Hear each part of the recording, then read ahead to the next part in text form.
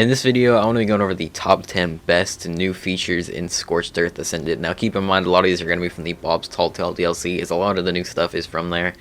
But of course, this is all just like my favorites of these things that have been added, so let's get into it. At number 10, we have the shovels and the potted plants. This is mainly about the potted plants though. As these, I think they are a really cool addition, being able to place down foliage and stuff around your base. We've never been able to do anything like that in Ark Survival Evolved.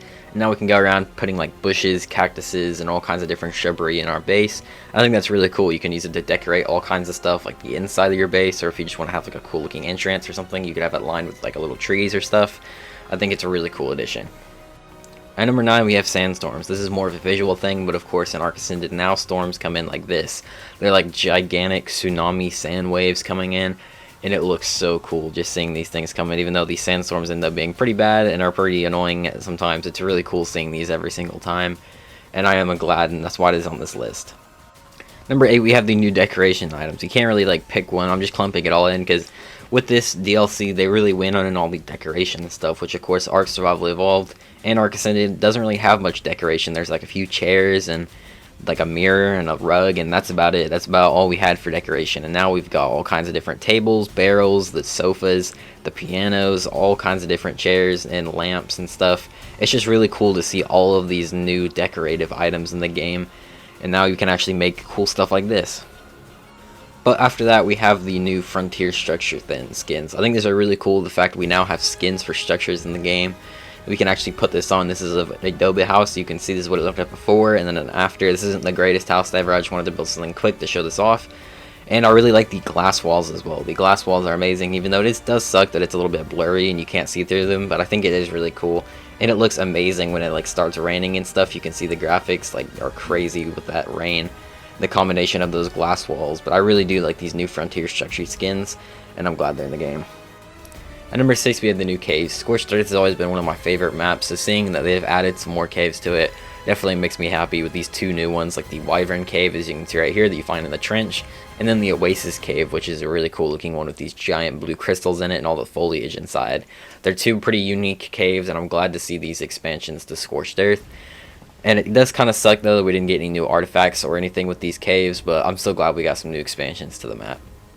And number 5 is the piano. Now I know a lot of people probably wouldn't have this one as high as I would, but I really do like this addition. Basically it's like a jukebox and you can play music from it, and all the music is the Ark soundtrack. So you have the entire Ark soundtrack from all the DLCs and stuff that you can play, and then have it playing around your base. I think this is a really cool addition because I love the soundtrack in Ark Survival Evolved and Ascended, and it's nice to be able to have it playing in my base, which is why I have it so high.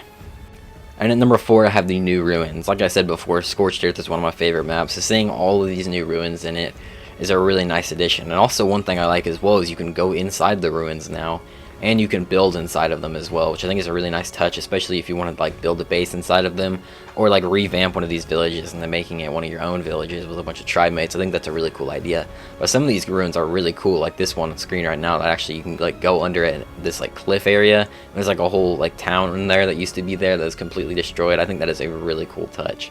And then there's this one big building over here that you can like go inside of, and you could actually probably build a small base in here as well. Just seeing all these new ruins is really awesome. At number 3, we have the new creatures, the Oasisaur and Fossilosuchus. It's always awesome seeing new creatures added to the game, and it's always really fun to mess around with them as well and seeing what new abilities they add to them.